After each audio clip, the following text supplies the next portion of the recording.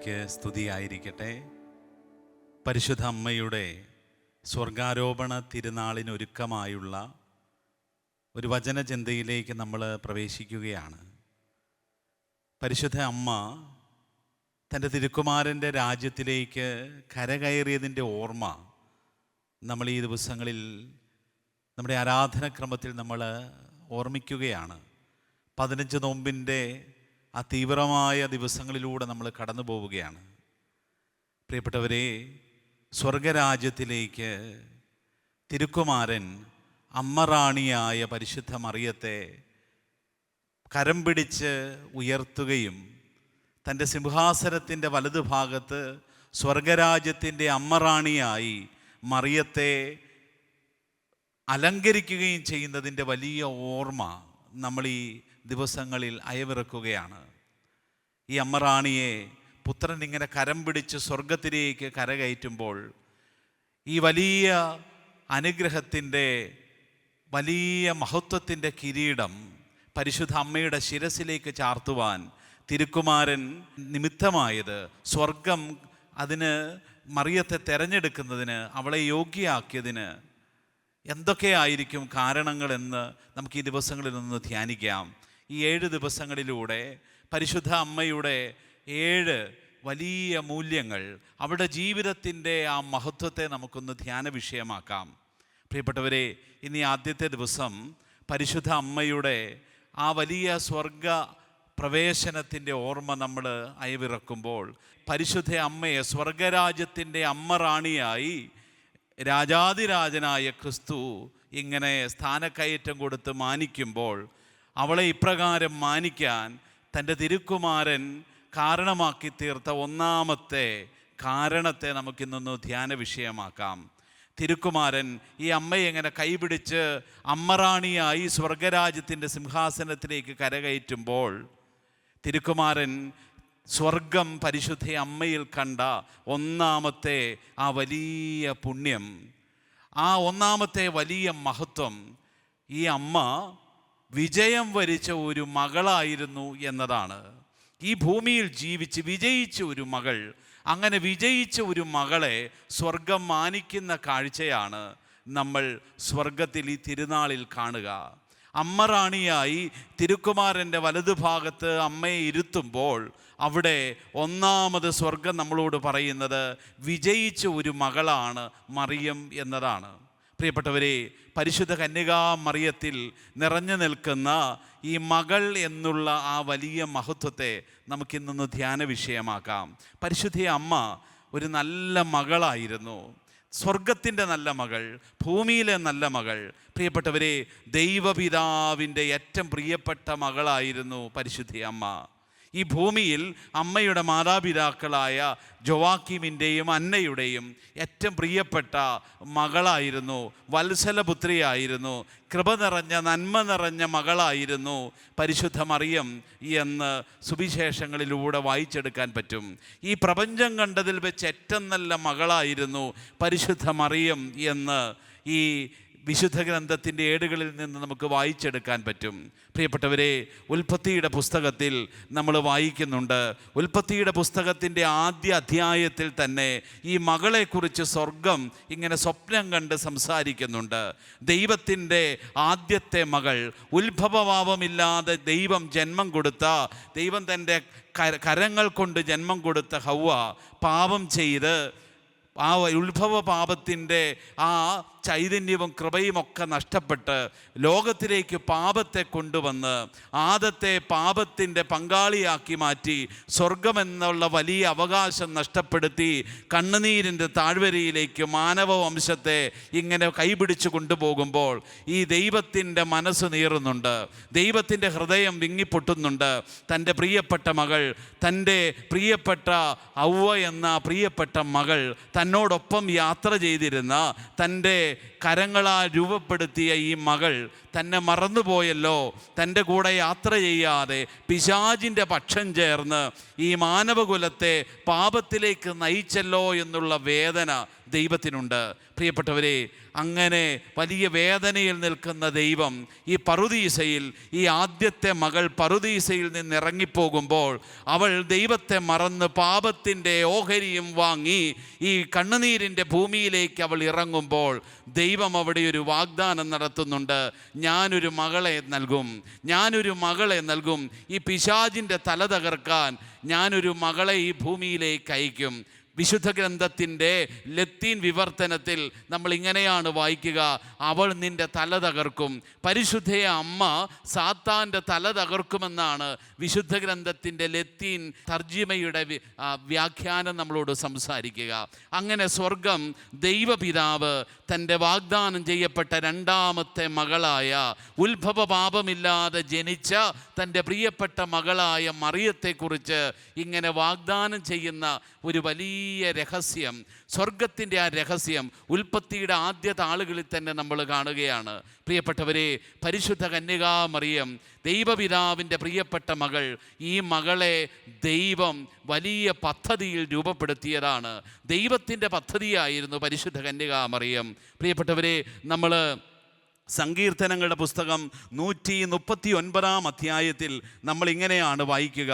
139 അധ്യായത്തിൽ 13 മുതലുള്ള വാക്യങ്ങൾ നമ്മളിങ്ങനെ വായിക്കും: അവിടുന്നാണ് എൻ്റെ അന്തരംഗത്തിന് രൂപം നൽകിയത്, എന്നെ അമ്മയുടെ ഉദരത്തിൽ അവിടുന്ന് എന്നെ മെനഞ്ഞു. ഞാൻ അങ്ങയെ സ്തുതിക്കുന്നു, എന്തെന്നാൽ അങ്ങെന്നെ വിസ്മയനീയമായി സൃഷ്ടിച്ചു. പ്രിയപ്പെട്ടവരെ, സങ്കീർത്തകൻ പ്രാർത്ഥിക്കുന്ന, ദൈവത്തെ സ്തുതിക്കുന്നൊരു വാക്യമാണിത്. ദൈവമേ, അങ്ങെന്നെ വിസ്മയനീയനായി സൃഷ്ടിച്ചു. ദൈവമേ, അങ്ങെന്നെ വിസ്മയനീയനായി സൃഷ്ടിച്ചു. തൻ്റെ ജന്മത്തിൻ്റെ മഹത്വത്തെ തിരിച്ചറിഞ്ഞുകൊണ്ട് ദൈവത്തെ വാഴ്ത്തുന്നൊരു സങ്കീർത്തകനെ നമ്മൾ കാണും. പരിശുദ്ധ കന്യകാമറിയം മകൾ എന്ന നിലയിൽ ദൈവത്തെ സ്തുതിക്കുന്നുണ്ട്, മകൾ എന്ന നിലയിൽ ദൈവത്തെ മഹത്വപ്പെടുത്തുകയാണ്. കാരണം എന്താ? എൻ്റെ ദൈവം എന്നെ എത്രയോ വിസ്മയനീയമായിട്ടാണ് സൃഷ്ടിച്ചിരിക്കുക. പ്രിയപ്പെട്ടവരെ, നമ്മൾ വിശുദ്ധ ഗ്രന്ഥത്തിൽ കാണുന്നുണ്ട്. പ്രഭാഷകൻ്റെ പുസ്തകത്തിൽ നമ്മളിങ്ങനെയാണ് വായിക്കുക. പ്രഭാഷകൻ്റെ പുസ്തകം 49 അധ്യായം 7 വാക്യത്തിൽ നമ്മളിങ്ങനെ വായിക്കും: പിഴുതെറിയുവാനും പീഡിപ്പിക്കുവാനും നശിപ്പിക്കുവാനും പണിതുയർത്തുവാനും നട്ടുവളർത്തുവാനും വേണ്ടി അമ്മയുടെ ഉദരത്തിൽ വെച്ച് തന്നെ തിരഞ്ഞെടുക്കപ്പെട്ടൊരു പ്രവാചകനാണ് ജെറമിയ. ഈ പ്രഭാഷകൻ്റെ പുസ്തകം വിവരിക്കുന്നത് ഈ ജെറമിയ പ്രവാചകൻ്റെ ജന്മത്തിൻ്റെ ലക്ഷ്യമാണ്. ജന്മത്തിൻ്റെ ലക്ഷ്യം ഈ പ്രവാചകൻ പിന്നീട് പറയുന്നുണ്ട് തൻ്റെ ഗ്രന്ഥത്തിൽ. മാതാവിൻ്റെ ഉദരത്തിൽ രൂപപ്പെടുന്നതിന് മുമ്പ് തന്നെ എൻ്റെ ദൈവം എന്നെ അറിഞ്ഞു, എന്നെ തിരഞ്ഞെടുത്തു, എന്നെ വിശുദ്ധീകരിച്ചു, ജനതകൾക്ക് പ്രവാചകനായി അവിടുന്ന് എന്നെ നിയോഗിച്ചു. തൻ്റെ ജീവിതത്തിൻ്റെ ഉത്ഭവം, തൻ്റെ ജീവിതത്തിൻ്റെ ആദ്യ നാളുകളിൽ അമ്മയുടെ ഉദരത്തിൽ രൂപപ്പെട്ട നിമിഷം മുതൽ എൻ്റെ ദൈവം എന്നെ വിശുദ്ധീകരിച്ചത് എന്തിനു വേണ്ടിയാ? ജനതകൾക്ക് പ്രവാചകനായി എൻ്റെ ദൈവം എന്നെ വിശുദ്ധീകരിച്ചു, നയിച്ചു, നിയോഗിച്ചു എന്നുള്ള ആ വലിയ ജീവിത നിയോഗം ഈ പ്രവാചകൻ അനുസ്മരിക്കുന്നുണ്ട്. പ്രിയപ്പെട്ടവരെ, യേശയ്യായും തൻ്റെ ജന്മത്തിൻ്റെ ആ അനുഗ്രഹത്തെക്കുറിച്ച് ഇങ്ങനെയാണ് പറയുക. യേശയ്യായുടെ പുസ്തകം 49:1 നമ്മളിങ്ങനെ വായിക്കും: ഗർഭത്തിൽ തന്നെ കർത്താവ് എന്നെ വിളിച്ചു, അമ്മയുടെ ഉദരത്തിൽ വെച്ച് തന്നെ അവിടുന്ന് എന്നെ നാമകരണം ചെയ്തു. എൻ്റെ പേര് അമ്മയുടെ ഉദരത്തിൽ വെച്ച് തന്നെ എൻ്റെ ദൈവം അറിഞ്ഞ് എന്നെ വിളിച്ചതാണ് എൻ്റെ പേരെന്ന് പറഞ്ഞ് ഈ യേശയ്യ തൻ്റെ ജന്മത്തിൻ്റെ മഹത്വത്തെ ഇങ്ങനെ വാഴ്ത്തുന്നുണ്ട്. പ്രിയപ്പെട്ടവരെ, പരിശുദ്ധ കന്യകാമറിയം അമ്മയെന്ന നാമം, അമ്മയുടെ ആ വലിയ ഉത്ഭവ പാപമില്ലാതെയുള്ള ജന്മത്തിൻ്റെ ആ വിശുദ്ധീകരണം, അമ്മയുടെ ജീവിത നിയോഗം, ഇതെല്ലാം ദൈവത്തിൻ്റെ വലിയ പദ്ധതിയായിരുന്നു, സ്വർഗത്തിൻ്റെ പദ്ധതിയായിരുന്നു. ഹവ്വ നശിപ്പിച്ചു കളഞ്ഞ ആ മകൾ എന്നുള്ള സ്ഥാനത്ത് ദൈവം സ്വപ്നം കണ്ട വിശുദ്ധയായ തൻ്റെ പൂർണ്ണയായ മകളായിരുന്നു പരിശുദ്ധ കന്യകാമറിയം എന്നത് നമ്മളെ പഠിപ്പിക്കുന്ന വിശുദ്ധ ഗ്രന്ഥത്തിൻ്റെ ഏടുകളാണിതെല്ലാം. പ്രിയപ്പെട്ടവരെ, ഇങ്ങനെ മറിയത്തിൻ്റെ ജീവിതം, മറിയത്തിൻ്റെ തിരഞ്ഞെടുപ്പ്, മറിയത്തിൻ്റെ നിയോഗം ഇതെല്ലാം സ്വർഗത്തിൻ്റെതാണ് എന്ന് വ്യക്തമായി സുവിശേഷം നമ്മളെ പഠിപ്പിക്കുകയാണ്. പ്രിയപ്പെട്ടവരെ, പരിശുദ്ധ അമ്മയുടെ ഈ സ്വർഗാരോപണ തിരുനാളിന് നമ്മൾ ഒരുങ്ങുമ്പോൾ ഈ മകൾ, മറിയമെന്ന മകൾ, ദൈവപിതാവിൻ്റെ പ്രിയപ്പെട്ട മകൾ, അവൾ സ്വർഗത്തിൻ്റെ പിതാവായ ദൈവത്തിൻ്റെ ഹൃദയത്തിൻ്റെ ഏറ്റവും വലിയ ആവിഷ്കാരമായിരുന്നുവെന്ന് നമ്മൾ തിരിച്ചറിയണം. ദൈവപിതാവിൻ്റെ ഹൃദയത്തിൻ്റെ വെളിപ്പെടുത്തലായിരുന്നു ഈ മറിയമെന്ന മകൾ. പ്രിയപ്പെട്ടവരെ, നമ്മൾ ദൈവത്തിൻ്റെ 2 പെൺമക്കളെക്കുറിച്ച് ഒന്ന് ധ്യാനിക്കുന്നത് നല്ലതാ. ദൈവപിതാവിന് 2 പെൺമക്കളുണ്ട്, ഒരേ പ്രത്യേകതയുള്ള 2 പെൺമക്കൾ. ഒന്നാമത്തെ ഈ 2 പെൺമക്കൾ, ഹൗവ എന്ന മകളും മറിയം എന്ന മകളും, ഈ 2 പെൺമക്കളുടെയും ഒരു വലിയ പ്രത്യേകത, ഇവർ 2 പേരെയും ദൈവം പ്രത്യേകം തിരഞ്ഞെടുത്ത് രക്ഷയ്ക്ക് വേണ്ടി തിരഞ്ഞെടുക്കുന്നവരാണ്, ഒരു വലിയ രക്ഷയ്ക്ക് വേണ്ടി തിരഞ്ഞെടുക്കുന്നവരാണ്. പ്രിയപ്പെട്ടവരെ, എന്നാൽ നമ്മൾ കാണുന്ന ഒരു വലിയ പ്രത്യേകത, ദൈവം ഇവർ 2 പേരെ ഉത്ഭവപാപമില്ലാതെ ഒരു വലിയ പ്രത്യേക കൃപയുടെ പ്രത്യേക ദാനത്തിൻ്റെ അവകാശികളാക്കി സൃഷ്ടിക്കുകയാണ്. പ്രത്യേകമായിട്ട് തിരഞ്ഞെടുത്ത് 2 പേരെയും മെനഞ്ഞ് രൂപപ്പെടുത്തിയതാണ് തൻ്റെ വലിയ ഒരു നിയോഗത്തിന് വേണ്ടി. പരിശുദ്ധ അമ്മയും ഹൗവയും ഒരുപോലെ ഉത്ഭവപാപമില്ലാതെ ജനിച്ചവരാണ്. പ്രിയപ്പെട്ടവരെ, നമ്മൾ കാണും ഈ ആദ്യത്തെ മകളായ ഹൗവ ദൈവകൽപ്പന ലംഘിച്ച് സാത്താനോട് കൂട്ടുപിടിച്ച് സ്വർഗത്തെ നഷ്ടപ്പെടുത്തുന്ന ഒരു രംഗം ബൈബിളിലുണ്ട്. ദൈവത്തോടൊത്ത് യാത്ര ചെയ്തിരുന്നവളായിരുന്നു ഈ ഹൗവ. നമ്മൾ വായിക്കും, എല്ലാ ദിവസവും വെയിലാറുമ്പോൾ ദൈവം ഇവരോടൊപ്പം ഉലാത്താൻ വരും. ആദത്തിൻ്റെയും ഹൗവയുടെയും തോളത്ത് കരങ്ങളിട്ട് ഈ ദൈവം ഇങ്ങനെ ആ പറുദീസയിലൂടെ ഉലാത്തും. അങ്ങനെ ഇരുട്ടാകുമ്പോൾ അവിടുന്ന് വീണ്ടും മടങ്ങിപ്പോകും. അങ്ങനെ ആദത്തോടും ഹൗവയോടും ഒപ്പം യാത്ര ചെയ്തിരുന്നൊരു ദൈവം. എന്നാൽ കുറച്ച് നാളുകൾ കഴിഞ്ഞപ്പോൾ നമ്മൾ വചനത്തിൽ വായിക്കും, ഇങ്ങനെ ദൈവത്തിൻ്റെ തോളത്ത് കരമിട്ട് നടന്ന ഈ ഹൗവ ഈ പറുദീസായുടെ ഓരം ചേർന്ന് ദൈവത്തെ കൂടാതെ ഹൗവയൊരു യാത്ര പോയി. ആ യാത്രയിൽ ഈ ഹൗവ കൂട്ടുപിടിച്ചത് സർപ്പത്തെയാണ്. സർപ്പത്തിൻ്റെ കൂട്ടുപിടിച്ചുകൊണ്ട് സർപ്പം പറഞ്ഞത് കേട്ട് സർപ്പത്തോടൊപ്പം യാത്ര ചെയ്യുന്ന, സർപ്പം പറയുന്ന വഴിക്ക് സർപ്പം ആവശ്യപ്പെടുന്നതൊക്കെ ചെയ്യുന്ന ഒരു ഹൗവയെ നമ്മൾ കാണും. പ്രിയപ്പെട്ടവരെ, അങ്ങനെ ഈ ആദ്യത്തെ മകൾ ദൈവത്തിൽ നിന്നകന്ന് സാത്താനോട് പക്ഷം ചേരുമ്പോൾ ഈ 2ാമത്തെ മകളെ നമ്മൾ ബൈബിളിൽ വായിക്കും. അവളുടെ പ്രത്യേകതയും ഈ ഹൗവയെപ്പോലെ തന്നെ ഉത്ഭവ പാപമില്ലാതെ ജനിച്ചവളാണവൾ. അവൾ ദൈവത്തോടൊപ്പം ചരിക്കുന്നത് നമ്മൾ കാണും. ആദ്യത്തെ മകൾ ദൈവത്തോടൊപ്പം ചരിച്ചു, എന്നാൽ ജീവിതയാത്രയുടെ മധ്യാഹ്നത്തിൽ എപ്പോഴോ അവൾ ദൈവത്തിൻ്റെ കരം വിട്ടിട്ട് സാത്താൻ്റെ കരത്തിലേക്ക് ആ പിടുത്തം മുറുക്കുകയാണ്. എന്നാൽ 2ാമത്തെ മകളായ മറിയം ആരംഭം മുതൽ അവസാനം വരെ, തൻ്റെ ജീവിതത്തിൻ്റെ ഉത്ഭവം മുതൽ തൻ്റെ ജീവിതത്തിൻ്റെ അവസാന ശ്വാസം നിലയ്ക്കുന്നത് വരെ മറിയമെന്ന മകൾ ഈ അപ്പൻ്റെ കരമിങ്ങനെ മുറുകെ പിടിച്ചു, ഈ അപ്പൻ്റെ കരമിങ്ങനെ ചേർത്ത് പിടിച്ചു. പ്രിയപ്പെട്ടവരെ, നമ്മൾ വായിക്കുന്നുണ്ട്, ഈ മറിയം സംസാരിക്കുന്നതൊക്കെയും ദൈവത്തോടാണ്. അവൾ അധികം സംസാരിക്കുന്നില്ല. ബൈബിളിൽ മറിയം വളരെ കുറച്ച് മാത്രം സംസാരിക്കുന്നതൊക്കെ ദൈവത്തോടാണ് മറിയം സംസാരിക്കുന്നത്. വേറെ ആരോടും സംസാരിക്കുന്നില്ല. ദൂതനോടും ഉണ്ണി യേശുവിനോടും ഒക്കെ സംസാരിക്കുന്ന ഒരു മറിയത്തെ മാത്രമേ നമ്മൾ ബൈബിളിൽ കാണുന്നുള്ളൂ. മറ്റാരോടും മറിയം സംസാരിക്കുന്നതായിട്ട് ബൈബിളിൽ നമ്മൾ വായിക്കുന്നില്ല.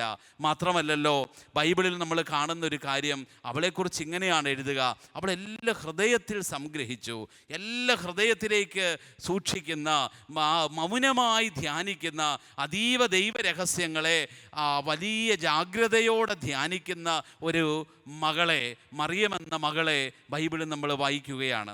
പ്രിയപ്പെട്ടവരെ, മറിയത്തിൻ്റെ സംഭാഷണം മാലാഖമാരോടും ദൈവപുത്രനോടും ഒക്കെയാണ്.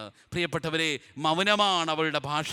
വചനത്തിൽ നമ്മൾ വായിക്കും, ഹവ്വയുടെ ഭാഷയോ വളരെ വാചാലമാണ്. അവൾക്ക് സംശയങ്ങൾ, അവളുടെ സംശയങ്ങളൊക്കെ അവൾ നികത്താൻ വേണ്ടി പരിശ്രമിക്കുന്നത് ആരോടാ?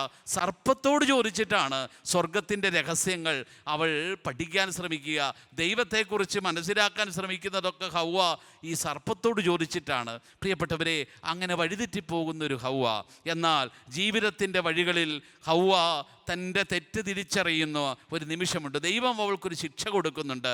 പാപത്തിൻ്റെ പരിണിത ഫലമായ ആ ശിക്ഷ ഏറ്റുവാങ്ങി ഈ ഹൗവ പറുദീസയുടെ കവാടം വിട്ട് ഈ കണ്ണുനീരിൻ്റെ, ഈ മുൾപ്പടർപ്പുകളുടെ, അധ്വാനത്തിൻ്റെ, വേദനയുടെ ഈ ഊഷരഭൂമിയിലേക്ക് ഈ ഹൗവ ഇങ്ങനെ ആദത്തിൻ്റെ കരം പിടിച്ചിറങ്ങുന്നൊരു കാലം ബൈബിളിലുണ്ട്. പ്രിയപ്പെട്ടവരെ, നമ്മൾ ഈ ഹൗവയിൽ വായിക്കുന്ന, ഹൗവയിൽ കാണുന്ന വലിയൊരു പ്രത്യേകത, ഹൗവ അവസാനമായിട്ട് ബൈബിളിൽ സംസാരിക്കുന്ന ഇടം അവൾക്ക് മൂന്നാമതൊരു പുത്രൻ ജനിക്കുമ്പോഴാണ്. ആ മൂന്നാമത്തെ പുത്രനെ ഹൗവ കരങ്ങളിലെടുത്ത് അവനെ വിളിച്ചു, സേത്ത് എന്ന് വിളിച്ചു. സേത്ത് എന്ന വാക്കിൻ്റെ അർത്ഥം ദൈവം എനിക്ക് പകരം തന്നു എന്നാണ്. പ്രിയപ്പെട്ടവരെ, പിന്നീട് ഹൗവ ഒന്നും സംസാരിക്കുന്നില്ല. ഹൗവ ബൈബിളിൽ സംസാരിക്കുന്ന അവസാനത്തെ വാക്യം ദൈവം എനിക്ക് പകരം തന്നു എന്ന വാക്കാണ്. പ്രിയപ്പെട്ടവരെ, ഹൗവ എന്ന അമ്മയുടെ അധരത്തിൽ നിന്ന് ഉരുവാകുന്ന അവസാനത്തെ വാക്യം, സുവിശേഷം രേഖപ്പെടുത്തിയിരിക്കുന്ന വലിയ ജ്ഞാനത്തിൻ്റെ ഒരു വാക്യം അതിതാണ്, ദൈവം എനിക്ക് പകരം തന്നു. ഹൗവ എന്ന ആ മകൾക്ക് പകരമായി സ്വർഗം തന്ന ഒരു മകളാണ് പരിശുദ്ധ കന്യകാമറിയം. വലിയൊരു രക്ഷകൻ്റെ വംശം, സേത്ത് എന്ന ആ മകനിലൂടെയാണ് രക്ഷകൻ്റെ വംശം ആരംഭിക്കുക. പ്രിയപ്പെട്ടവരെ, ആ വംശത്തെക്കുറിച്ച് സൂചിപ്പിക്കുവാനാണ് ഹൗവ പറയുക, ഇത് എനിക്ക് ദൈവം പകരം തന്നതാണ്. ദൈവം പകരം തന്നത് ആ കായേൻ പിശാച് നശിപ്പിച്ച ആ രക്ഷയുടെ ആ വലിയ ആ കണ്ണി, അതിന് പകരമായി ദൈവം ഇതാ പുതിയൊരു കണ്ണി, പുതിയൊരു തുടക്കം, പുതിയൊരു വിത്തിടുന്നു. ആ വിത്തിൻ്റെ തുടക്കമാണ് ഈ സേത്ത് എന്ന് പറഞ്ഞ് ഈ സേത്തിനെ ഈ ഹൗവ ഈ വചനത്തിലൂടെ ലോകത്തിന് മുമ്പിലേക്ക് വെളിപ്പെടുത്തുമ്പോൾ അവിടെ മറഞ്ഞിരിക്കുന്ന ഒരു മറിയത്തിൻ്റെ ഓർമ്മപ്പെടുത്തൽ കൂടിയുണ്ട്. മറഞ്ഞിരിക്കുന്ന ഈ ഒരു അമ്മയുടെ, ഒരു മകളുടെ ഓർമ്മ കൂടിയുണ്ട്. അത് പരിശുദ്ധ മറിയത്തിൻ്റെ ഓർമ്മയാണ്. ഈ വാക്യം, ദൈവം എനിക്ക് പകരം തന്നു, ഹൗവയ്ക്ക് പകരം ദൈവം തന്നതാണ് മറിയത്തെ. ഈ ഒരു വിചാരം പ്രിയപ്പെട്ടവരെ, ഈ ഗ്രന്ഥം, ഈ ഉൽപ്പത്തിയുടെ ഈ ആരംഭ ഭാഗങ്ങൾ നമുക്ക് വിവരണം തരുന്നുണ്ട്. പ്രിയപ്പെട്ടവരെ, നമ്മൾ വചനത്തിൽ എങ്ങനെയാണ് വായിക്കുക? യെശയ്യായുടെ പുസ്തകം 49:6, എൻ്റെ രക്ഷ ലോകത്തിൻ്റെ അതിർത്തികൾ വരെ എത്തുന്നതിന് ഞാൻ നിന്നെ ലോകത്തിൻ്റെ പ്രകാശമായി നൽകും. പ്രിയപ്പെട്ടവരെ, ദൈവത്തിൻ്റെ രക്ഷ ലോകത്തിൻ്റെ അതിർത്തികൾ വരെ നൽകാൻ ഞാൻ നിന്നെ ലോകത്തിൻ്റെ പ്രകാശമായിട്ട് നൽകുമെന്നാണ് വചനം കൃത്യമായിട്ട് പറയുക. പ്രിയപ്പെട്ടവർ, അങ്ങനെ രോഗരക്ഷയ്ക്ക് വേണ്ടി ദൈവം അയച്ചൊരു പ്രകാശം, ദൈവം കൊടുത്തൊരു പ്രകാശം, ആ പ്രകാശമായിരുന്നു മറിയം. അതുകൊണ്ടാണല്ലോ മറിയത്തെക്കുറിച്ച് സഭാപിതാക്കന്മാർ വിശേഷിപ്പിക്കുന്നത് ഇങ്ങനെയാ, അവൾ ഉഷകാല നക്ഷത്രമാണ്, രക്ഷകൻ വരാൻ പോകുന്നു, ലോകത്തിലേക്ക് രക്ഷ വരാൻ പോകുന്നുവെന്ന് വിളിച്ചു പറയുന്ന ആകാശത്തിലെ അത്ഭുത നക്ഷത്രമാണ് മറിയം. പ്രകാശത്തിൻ്റെ ആ വലിയ ആശ്വാസം തരുന്ന, പ്രതീക്ഷ തരുന്ന, ഈ ഇരുട്ടിൻ്റെ ആ രാത്രിയുടെ ഭീകരതയുടെ കാണാക്കയങ്ങളിൽ മുങ്ങിത്താഴുന്ന മാനവ വംശത്തിന് വലിയ പ്രതീക്ഷ നൽകുന്ന ഒരു വലിയ അത്ഭുത നക്ഷത്രമാണ് മറിയമെന്ന് മറിയത്തെക്കുറിച്ച് സഭാപിതാക്കന്മാർ വിശേഷിപ്പിക്കുന്നു. അവൾ ലോകരക്ഷയ്ക്കുള്ള അടയാളമാണ് മറിയം എന്ന ഒരു വലിയ തിരുവെഴുത്ത് പ്രിയപ്പെട്ടവരെ ഈ വചനത്തോട് ചേർത്ത് നമ്മൾ ധ്യാനിക്കണം. മറിയം ഒരു രക്ഷയുടെ അടയാളമാണ്. എല്ലാ വേദനകളും മുറിവുകളും, എല്ലാ നാശത്തിൻ്റെ, തിന്മയുടെ, അധപ്പതനത്തിൻ്റെ ഉത്തരമായി സ്വർഗം കൽപ്പിച്ചു തന്ന മകളാണ് മറിയം എന്നുള്ള ഒരു വലിയ വിചാരം ഈ മറിയം എന്ന മകളെക്കുറിച്ച് ധ്യാനിക്കുമ്പോൾ നമുക്ക് സ്വർഗം തരുന്നുണ്ട്. പ്രിയപ്പെട്ടവരെ, വിശുദ്ധ ഗ്രന്ഥത്തിൽ മകളെക്കുറിച്ചുള്ള ഒരു വിവരണമുണ്ട്. പ്രഭാഷകൻ്റെ പുസ്തകം 42-ാം അധ്യായത്തിൽ മകളെക്കുറിച്ച് ഇങ്ങനെയാണ് എഴുതി വയ്ക്കുക. മകളെക്കുറിച്ചുള്ള ആകുലത എന്നാണ് അതിൻ്റെ ഹെഡിങ് തന്നെ. ഒരു അപ്പന് ഒരു മകൾ ജനിക്കുമ്പോൾ ആ അപ്പനുണ്ടാകുന്ന ആകുലതയാണ് ഈ ബൈബിളിൽ ഈ പ്രഭാഷകൻ്റെ പുസ്തകം 42:9 മുതലുള്ള വാക്യങ്ങളിൽ നമ്മൾ വായിക്കുക. അവിടെ ഈ അപ്പൻ്റെ ആകുലത ബൈബിൾ പറയുന്നത് എങ്ങനെയാ? ഒരു പെൺകുഞ്ഞ് ജനിക്കുമ്പോൾ ആ പെൺകുഞ്ഞ് അപ്പൻ്റെ വലിയ ഉറക്കം നഷ്ടപ്പെടുത്തുന്നുവെന്നാണ്. ഉറക്കം നഷ്ടപ്പെടുത്തും പ്രിയപ്പെട്ടവരെ. എന്നിട്ട് വചനം പറയുകയാണ്, ഈ അപ്പൻ്റെ അസ്വസ്ഥത ഭാരത്തിന് കാരണം എന്താ? അപ്പൻ ഒന്നാമത് ആലോചിക്കുന്നത് ഇങ്ങനെ, അതെല്ലാ കാലത്തും അങ്ങനെയാണല്ലോ, അന്നും അതെ ഇന്നും അതെ. അപ്പൻ്റെ വലിയൊരു ആഗ്രഹം, എൻ്റെ കൊച്ചിൻ്റെ വിവാഹം നടക്കുമോ? യൗവനത്തിൽ തന്നെ അവളെ എനിക്ക് വിവാഹം കഴിപ്പിച്ച് അയക്കാൻ പറ്റുമോ? പ്രിയപ്പെട്ടവരെ, വീണ്ടും ഈ അപ്പൻ ചിന്തിക്കുക, ഇനി വിവാഹം കഴിപ്പിച്ച് അയച്ച് അവൾ ഭർതൃഗൃഹത്തിൽ ചെന്ന് കഴിയുമ്പോൾ ഭർത്താവിന് അവൾ ഇഷ്ടപ്പെട്ടവളായിട്ട് തീരുമോ, അതോ ഭർത്താവ് അവളെ വെറുക്കുവോ? ഇങ്ങനെയുള്ളൊരു ആകുലത സ്വാഭാവികമായിട്ടൊരു അപ്പന് രൂപപ്പെടും. പ്രിയപ്പെട്ടവരെ, ഈ പ്രഭാഷകൻ്റെ പുസ്തകം പറയാണ്, 10-ാം അധ്യായത്തിൽ ഈ ഇസ്രായേലിൻ്റെ ആ കാലഘട്ടത്തിലെ അപ്പന്മാരുടെ മനസ്സിൻ്റെ ഒരു വേദനയായിരുന്നു, എൻ്റെ മകൾ, കന്യകയായ മകൾ, അവൾ കളങ്കിതയായി തീരുമോ? അവൾ പിതൃഭവനത്തിൽ വെച്ച് ഗർഭിണിയായി തീരുമോ? അപ്പൻ്റെ വീട്ടിൽ വെച്ച് തന്നെ അവൾ ഗർഭിണിയായിട്ട് തീരുമോ? അന്നത്തെ ഒരു അപ്പൻ്റെ ആകുലതയാണ്. ബൈബിൾ കൃത്യമായിട്ട് പറയുന്നു, നഗരമധ്യത്തിൽ വെച്ച്, ജനമധ്യത്തിൽ വെച്ച് അവൾ അപമാനിതയാകുമോ? അവളൊരു സംസാര വിഷയമായി തീരുമോ? ഇതെല്ലാം ഒരപ്പൻ്റെ ആകുലതയാണ് എന്ന് പറഞ്ഞ് പ്രഭാഷകൻ്റെ പുസ്തകം 42:9 നമ്മൾ വായിക്കും. പ്രിയപ്പെട്ടവരെ, മറിയം എന്ന മകളെ ധ്യാനിക്കുമ്പോൾ ഈ പ്രഭാഷകൻ്റെ പുസ്തകത്തിൽ പറഞ്ഞ ഈ ആകുലതകളെല്ലാം ഏറ്റെടുത്തൊരു മകളാണ് മറിയം കേട്ടോ. പ്രിയപ്പെട്ടവരെ, വചനത്തിൽ നമ്മൾ വായിക്കും, അവള് വലിയൊരു ആകുലത സമ്മാനിച്ചവളാണ്. ബൈബിളിൽ പറയുന്നതെല്ലാം അവൾ പിതൃഗൃഹത്തിൽ വെച്ച് തന്നെ അവൾ ഗർഭിണിയാകുന്നു. പ്രിയപ്പെട്ടവരെ, അവൾ ഗർഭിണിയായിട്ട് കാണപ്പെടുകയാണ്. പരിശുദ്ധാത്മാവിനാൽ മറിയം ഗർഭിണിയായിട്ട് കാണപ്പെടുന്നത് എവിടെ വെച്ചാ? പിതൃഭവനത്തിൽ വെച്ചാണ്, പുരുഷനെ അറിയുന്നതിന് മുമ്പ്. പ്രിയപ്പെട്ടവരെ, അവളെക്കുറിച്ചുള്ള വർത്തമാനങ്ങൾ നഗരത്തിലൊക്കെ സംസാര വിഷയമാകുന്നുണ്ട്, എല്ലാവരും അറിയുന്നുണ്ട്. അത് ജോസഫിൻ്റെ കാതുകളിൽ പോലും എത്തുന്നതായി ബൈബിളിൽ നമ്മൾ കാണും. അങ്ങനെ വലിയൊരു ആകുലത മറിയമെന്ന മകൾ സംസാരിച്ചിട്ടുണ്ട്. മറിയമെന്ന മകൾ ഈ അവളുടെ കുടുംബത്തിന്, അപ്പനും ഒക്കെ സമ്മാനിച്ചിട്ടുണ്ട്. പ്രിയപ്പെട്ടവരെ, നമ്മൾ പ്രഭാഷകൻ്റെ പുസ്തകം 22:3 ഇങ്ങനൊരു വചനമുണ്ട്, പെൺകുട്ടി ജനിക്കുന്നത് നഷ്ടമാണ്. ബൈബിളിൽ എഴുതി വച്ചിരിക്കുന്നൊരു വാക്യമാണ്, പെൺകുട്ടി ജനിക്കുന്നത് നഷ്ടമാണ്. അങ്ങനെ ചിന്തിച്ചിരുന്നൊരു കാലം, ആ കാലഘട്ടത്തിലെ ഒരു മകളാണ് മറിയം. പ്രിയപ്പെട്ടവരെ, അവൾ ആ കുടുംബത്തിന് സമ്മാനിച്ചതൊക്കെ ഒരു വലിയ ആകുലതയാണ്. പ്രിയപ്പെട്ടവരെ, എന്നാൽ ബൈബിളിൽ നമ്മൾ വായിക്കും, മറിയം വലിയ ആകുലതയുടെ ഒരു അടയാളമായിട്ട് നിൽക്കുമ്പോൾ, എല്ലാ ആകുലതകളും നിറഞ്ഞു നിൽക്കുന്ന ഒരു മകളായി കാണപ്പെടുമ്പോഴും അവൾ വളരെ സ്വസ്ഥയായിരുന്നു എന്ന് നമ്മൾ കാണും. മറിയം വലിയ സ്വസ്ഥയായിരുന്നു. അവളുടെ ആ വലിയ സമാധാനത്തിൻ്റെ രഹസ്യം എന്താ? മറിയം എന്നുള്ള മകളുടെ വിജയത്തിൻ്റെ രഹസ്യം എന്താ? അവൾ ദൈവത്തിൽ ആശ്രയിച്ചുവെന്നതാണ്. ദൈവത്തിൽ ശരണപ്പെട്ടു. പ്രിയപ്പെട്ടവരെ, ദൈവത്തിൽ ട്രസ്റ്റ് ചെയ്തു എന്നതാണ്. മറിയം എന്ന മകൾ ഉത്ഭവം മുതൽ മരണം വരെ അവൾ ദൈവത്തിൽ ശരണപ്പെട്ടപ്പോൾ, ട്രസ്റ്റ് ചെയ്തപ്പോൾ അവളുടെ ജീവിതത്തിൽ വലിയ സമാധാനമുണ്ടായി. ട്രസ്റ്റ് ഒരു വ്യക്തിയെ റെസ്റ്റിലേക്ക് നയിക്കുമെന്നാണ് പറയുക. പ്രിയപ്പെട്ടവരെ, അങ്ങനെ വലിയ സ്വസ്ഥതയിലേക്ക്, സമാധാനത്തിലേക്ക് അവൾ പ്രവേശിക്കുക. അവളുടെ ചുറ്റുപാടും ഒരുപാട് സംസാരങ്ങൾ നടക്കുന്നുണ്ട്. ഈ മകളുടെ പരിസരങ്ങളിലൊക്കെ അവളെക്കുറിച്ച് വലിയ സംസാരങ്ങൾ നടക്കുക. അവൾ ഭർതൃഗൃഹത്തിൽ വെച്ച് പുരുഷനറിയാതെ ഈ മകൾ ഗർഭവതിയായിട്ട് തീരുകയാണ്. പക്ഷേ അതൊന്നും അവളെ ആകുലപ്പെടുത്തുന്നില്ല. അവളെക്കുറിച്ചൊരു മകളെക്കുറിച്ചുള്ള ആകുലതയ്ക്കുള്ള എല്ലാം അവളിൽ സംഭവിക്കുമ്പോഴും ഈ പ്രഭാഷകൻ്റെ പുസ്തകമനുസരിച്ച് അവൾ വലിയ സ്വസ്ഥയായിട്ട് കാണപ്പെടുകയാണ്. ദൈവത്തിലുള്ള ശരണമാണ് പ്രിയപ്പെട്ടവരെ ഈ മകളെ സമാധാനത്തിലെത്തിക്കുക.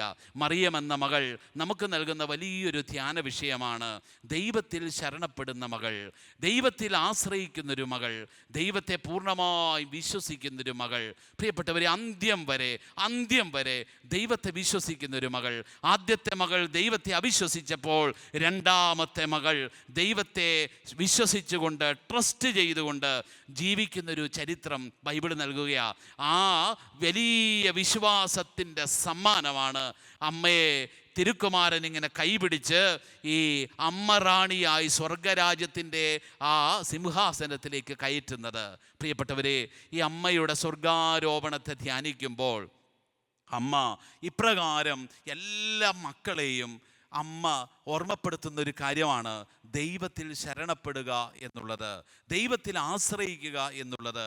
അങ്ങനെ തിരുക്കുമാരൻ്റെ വലിയ മഹത്വത്തിന് അർഹരായി തീരുക എന്നത് ദൈവം നമ്മളിൽ നിന്ന് ആഗ്രഹിക്കുന്നൊരു കാര്യമാണ്. പ്രിയപ്പെട്ടവരെ, പെൺമക്കൾ ഒരനുഗ്രഹമാണെന്ന് പരിശുദ്ധ അമ്മയിലൂടെ സ്വർഗം തെളിയിക്കുകയാണ്. വലിയ അനുഗ്രഹം.